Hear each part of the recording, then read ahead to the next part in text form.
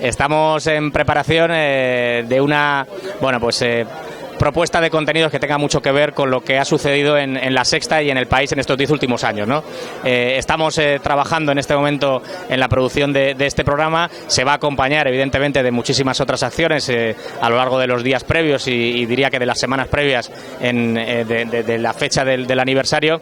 Y bueno, yo creo que se va a tratar de un programa que le va a interesar al espectador de La Sexta y al ciudadano en general, ¿no? Como decía, se trata de contar qué es lo que ha pasado en nuestra sociedad a todos los niveles, a nivel cultural, a nivel político, a nivel deportivo, a nivel musical, en fin, a través de la óptica siempre de La Sexta, ¿no?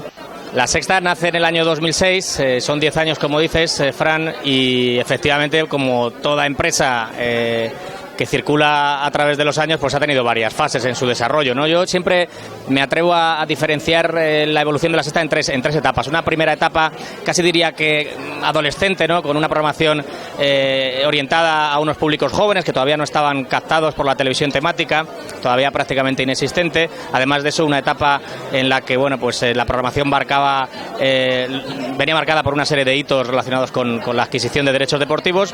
De ahí se transitó a una segunda etapa donde floreció esa producción propia un poquito más adulta, que ya se puso en marcha en la primera etapa, como El Intermedio, como Sé lo que hicisteis, como programas de producción propia de Late Night en el caso de Buenafuente, y la adquisición de derechos cinematográficos, ¿no? Y series de ficción ajena.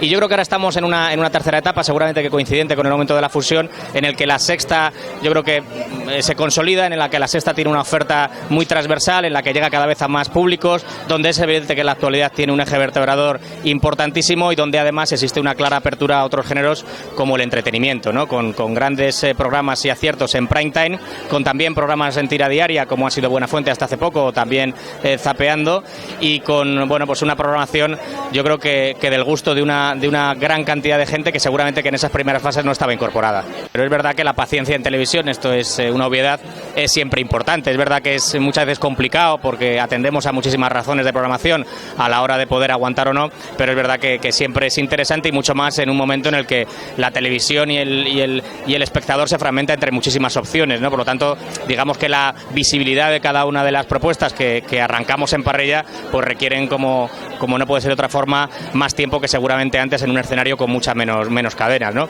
Bueno, con respecto a de que La Sexta tenga que innovar, yo creo que nos pertenece, tenemos que tender siempre a eso, que la gente se sorprenda con las cosas que propone nuestra cadena, y como siempre decimos, el riesgo es no arriesgar. Sí, el último ejemplo en ficción propia lo hemos tenido con Refugiados, ¿no?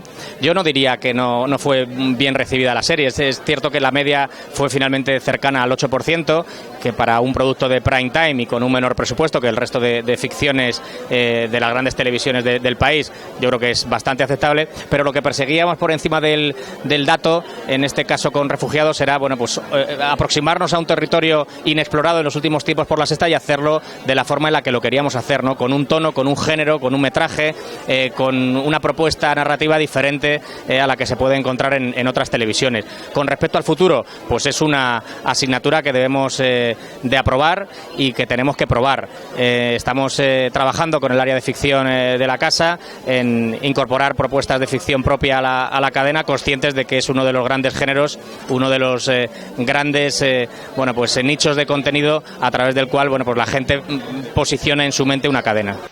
Sí, lo que pasa es que la realidad presupuestaria de una cadena como la nuestra induce a que el dar el pistoletazo de salida a una ficción, pues seguramente que tenga que tener un periodo de reflexión mayor que el de un programa, por ejemplo, de entretenimiento, ¿no? Ya sabes que la inversión en ficción pues requiere de una preproducción y de un compromiso de emisión seguramente mayor que el de cualquier otro programa, ¿no?